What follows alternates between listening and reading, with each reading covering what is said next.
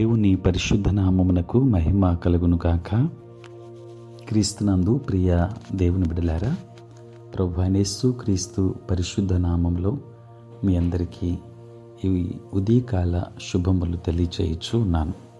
ఈ దినమంతయు మీకు మీ కుటుంబానికి దీవెనకరముగాను ఆశీర్వాదకరముగాను దేవుడు అనుగ్రహించాలని మీ కొరకై ప్రార్థిస్తూ ఉన్నాను. నేటి దినము కొరకు ఏర్పాటు చేయబడిన దేవుని వాక్యము ఇర్మియా గ్రంథం 29వ అధ్యాయం 11వ వచనం. నేను మిమ్మల్ని గూర్చి ఉపదేశించిన సంగతులను నేనెరుగుదును. రాబోవు కాలమందు మీకు నిరీక్షణ కలుగునట్లుగా అవి సమాధానకరమైన ఉద్దేశములే కాని హానికరమైనవి కావు. ఇదే యెహోవా వాక్కు. ప్రియులారా, నేటి దినం కొరకు ఏర్పాటు చేయబడిన ధ్యానాంశము దేవుని ప్రణాళిక. ప్రియులారా, నీ పట్ల దేవునికి ఒక ప్రణాళిక ఉంది అనే సత్యాన్ని నీవు గమనించాలి. ఆ ప్రణాళిక నిన్ను అభివృద్ధి పరిచేందుకే కానీ నాశనం చేయడానికి కాదు. దేవుడు నిన్ను ఎన్నుకొని ప్రతి చోట ఆయన కొరకు సాక్షిగా ఉండటానికి పరిశుద్ధాత్మని ముద్రతో నిన్ను ముద్రించాడు. ప్రియులారా, నీవు ఆయనలో ఉండి ఫలించాలని, ఆ ఫలము నిలిచి ఉండాలని నీ పట్ల దేవుని ప్రణాళిక. అలాగుననే ప్రతి చెట్టు మంచి ఫలములు ఫలించును, పనికి మాలిన చెట్టు కాని ఫలములు ఫలించును. మంచి చెట్టు కాని ఫలములు ఫలింపనేరదు, పనికి మాలిన చెట్టు మంచి ఫలములు ఫలింపనేరదు. మంచి ఫలములు ఫలింపని ప్రతి చెట్టు నరకబడి అగ్నిలో వేయబడును అని మత్తయి సువార్త 7వ అధ్యాయం 17 నుండి 19 వచనాలలో ప్రభువు చెప్పారు. ప్రియులారా, ఈ మాటలు వింటుంటే ఎంతో భయం అనిపిస్తుంది. ఈ విధంగా ఎవరికీ జరగకూడదు. ప్రియులారా, అసలు ఈ లోకంలో ఇంకా మనం ఎందుకున్నాము అనే మాటను ఎంతో మంది క్రైస్తవులు మర్చిపోతూ ఉన్నారు. వారు కేవలం వారి కడుపు కొరకే జీవిస్తున్న వారు ఉన్నారు. వారు దేవుని రాజ్యాన్ని కట్టడానికి బదులు వాళ్ళ రాజ్యాలను కట్టుకోవాలని ఆశపడేవారు ఉన్నారు.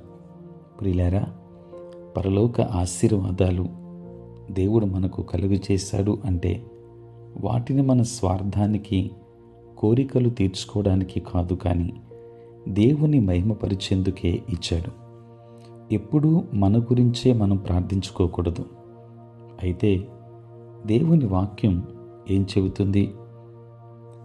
ఆయనను బట్టి మనకు కలిగిన ధైర్యం ఏదనగా, ఆయన చిత్తానుసారముగా మనమేది అడిగినను ఆయన మన మనవి ఆలకించును అనునదియే అని యోహాను మొదటి పత్రిక 5వ అధ్యాయం 14వ వచనములో వ్రాయబడి ఉంది.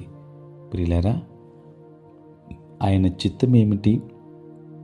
ఆయన రాజ్యం ఈ భూలోకానికి రావాలి. ఆయన రాజ్యం కొరకు మనం వెతకాలి. దేవునికి మానవుని పట్ల ఉన్న ప్రణాళికతో, ఉద్దేశ్యంతో మనం ఏకీభవించి ఆయన మనకు అప్పగించిన పనిని కొనసాగించేవారుగా ఉందాం. అలా చేసినప్పుడు మనకు తృప్తి కలగడమే కాక ఆయన చిత్తాన్ని నెరవేరుస్తాం. దేవుడు మిమ్మును మీ కుటుంబాన్ని దీవించును గాక. ఆమేన్.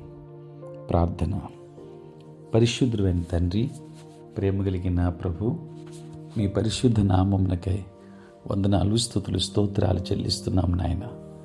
రాత్రంతయు కాపాడి సంరక్షించి సుఖనిద్రను మాకు దయచేసి మా జీవితంలో మరి యొక్క నూతన దినాన్ని మీరు మాకు ప్రసాదించినందుకే స్తోత్రాలు. ఈ దినమంతా మీ సన్నిధి మాతో ఉంచండి. మీ ప్రసన్నత మాకు అనుగ్రహించండి.